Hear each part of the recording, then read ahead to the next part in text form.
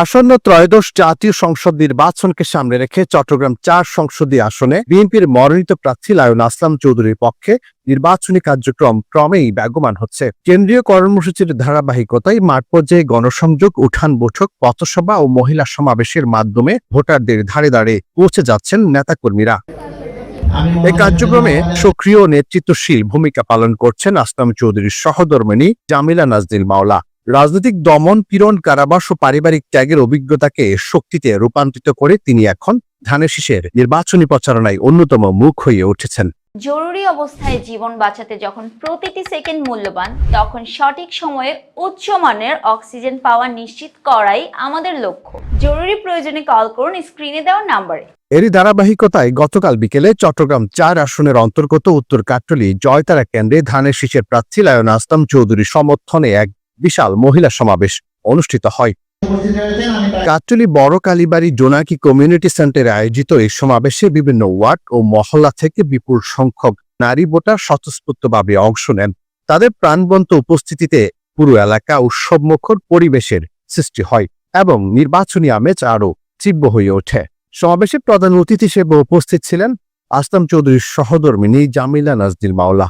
এতে যুবদল নেতা শাহেদ আকবরের সঞ্চালনায় এবং রিঙ্কু দত্তের সভাপতিত্বে আয়োজিত অনুষ্ঠানে উপস্থিত ছিলেন নগর বিএনপির যুগ্ম আহ্বায়ক মঞ্জুরুল আলম মঞ্জু, বিএনপি নেতা রফিক উদ্দিন চৌধুরী, শামসুল আলম, সেলিম উদ্দিন, ফরিদুল আলম চৌধুরী, আলাউদ্দিন, শহীদুল ইসলাম সুমু, উজ্জ্বল দে, আশরাফ আলী, পম্পি দে, শাহ আলম, বাবলি দাস সহ মহিলা দল নেত্রী জুলি সানোয়ারা, জেরিন শামিমা এবং স্থানীয় বিএনপি ও অঙ্গ সংগঠনের বিভিন্ন স্তরের নেতাকর্মীরা।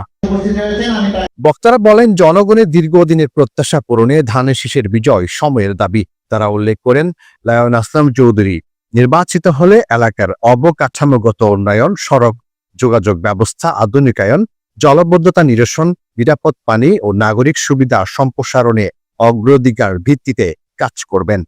সমাবেশ চলাকালে জামিলা নাজনীল মাওলা জয়তারা কেন্দ্রের সাধারণ ভোটারদের সঙ্গে কুশল বিনিময় করেন। তিনি নারী ভোটারদের মতামত এলাকার বিভিন্ন সমস্যা মনোযোগ সহকারে শুনেন এবং আশ্বস্ত করেন যে আসলাম চৌধুরী নির্বাচিত হলে সাধারণ মানুষের প্রত্যাশাকে গুরুত্ব দিয়ে বাস্তব ভিত্তিক ও টেকসই উন্নয়ন কার্যক্রম বাস্তবায়ন করা হবে।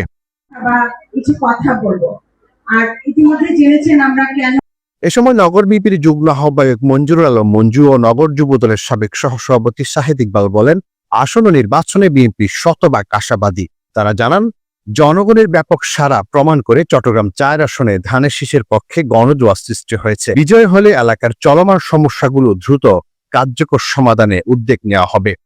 আসলে জনগণ এমন ভাবে সাড়া দিচ্ছে, আমরা যেটা চিন্তা করি নাই। আজকে বাংলাদেশের সমস্ত এলাকায় যেখানে যাচ্ছি ধানের শীষের জোয়ার উঠেছে। এই জোয়ার রোধদার কারো সাধ্য নাই। এই জোয়ারে সকল ষড়যন্ত্র ছিন্ন ভিন্ন হয়ে ইনশাল্লাহ ধানের শীষের বিজয় হবে ইনশাল্লাহ। তার জন্য কাজ করছি যেন আমাদের নেতা আসলাম চৌধুরীকে ধানের শীষে ভোট দিয়ে সর্বোচ্চ বিজয় লাভ করাইতে পারে। আসলাম চৌধুরীকে আমরা বিজয় করার জন্য আগামী 12 ফেব্রুয়ারি এই কেন্দ্রে সর্বোচ্চ ভোট দিয়ে আমরা বিজয় করবো ইনশাল্লাহ, সে প্রত্যাশা রাখছি। প্রধান অতিথি আসলাম চৌধুরীর সহধর্মিণী জামিলা নাজনীল মাওলা আজকের খবরকে বলেন, সাধারণ ভোটারদের কাছ থেকে শতভাগ সাড়া পাচ্ছি। ইনশাআল্লাহ ধানের শীষ প্রতীকে আসলাম চৌধুরী বিজয় হবেন এবং জনগণের সেবা করার সুযোগ পাবেন। আমি 100% আমি আশাবাদী আমার স্বামী মোহাম্মদ আসলাম চৌধুরী ধানের শীষে ইনশাল্লাহ জয়যুক্ত হবেন। ইনশাল্লাহ উনি যদি জয়যুক্ত হন পর্যায়ক্রমে সমাধানের চেষ্টা করবেন। সমাবেশ শেষে প্রধান অতিথি সহ অন্যান্য নেতৃবৃন্দ জয়তারা স্কুল প্রাঙ্গণে বৃক্ষরোপণ কর্মসূচিতে অংশ নেন। পরিবেশ সংরক্ষণ ও সবুজায়নের বার্তা দিয়ে কর্মসূচির মাধ্যমে নির্বাচনী প্রচারণায় একটি ইতিবাচক সামাজিক বার্তা যুক্ত করা হয়। আসিফুজ্জামান শারাফাত, আজকের খবর, চট্টগ্রাম।